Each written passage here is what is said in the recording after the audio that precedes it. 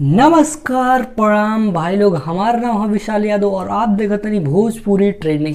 आप लोगन के बहुत बहुत स्वागत बा हमारे यूट्यूब चैनल जोने का नाम बाटे भोजपुरी ट्रेंडिंग। तो आप लोगन के बता दी भाई कि अगर आप रितेश पांडे के फैन बानी तो आपके खातिर एक गुड न्यूज़ बा। जी हाँ, आपके खातिर एक गुड न्यूज़ बा।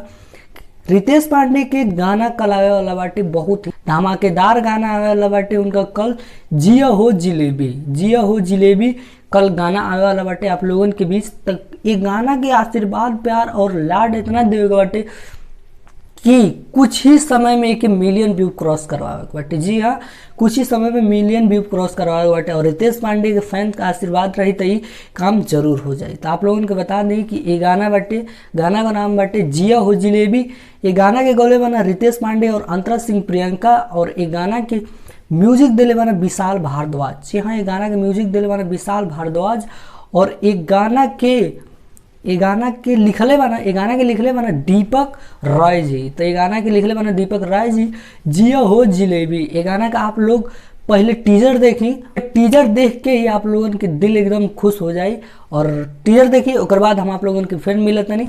अरे देख तुम्हारे कुर्ती के डिजाइन मनवा बहकेला।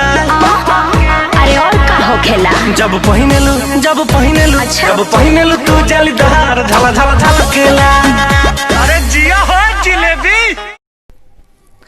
तब भाई लोग ये गाना के टीजर कैसा लगल आप लोगों के? बहुत ही अच्छा लगल हो, बहुत पसंद पड़ल हो ये गाना। तो आप लोगों को बता कि अगर आपके ये गाना पूरा सुने के बाटे तो आप लोग कल सुबह सारेगामा भोजपुरी चैनल पे जरूर सुना ये गाना। यूट्यूब चैनल पे सारेगामा भोजपुरी चैनल जो उनकी बहुत ही बड़ा यूट्यूब चैनल है और आप लोगों के नया से पुराना गाना हर तरह के गाना भोजपुरी के ऊपर मिल जाए। तो हिट से सुपर हिट गाना मिल जाए। तब भाई लोग कल सुबह 6 बजे सारेगामा भोजपुरी पे देखल मत भुलाए आप लोग जिया हो जिलेबी। ये गाना के नाम है जिया हो जिलेबी। तो अगर आज मैंने आप चैनल पे नया तो हो लाल वाला बटन दिखाते हैं, ओकर साथ संपापड़ी खाई चाहे आम का अचार खाई, हमरा उससे कोनो फर्क नहीं के पड़े वाला।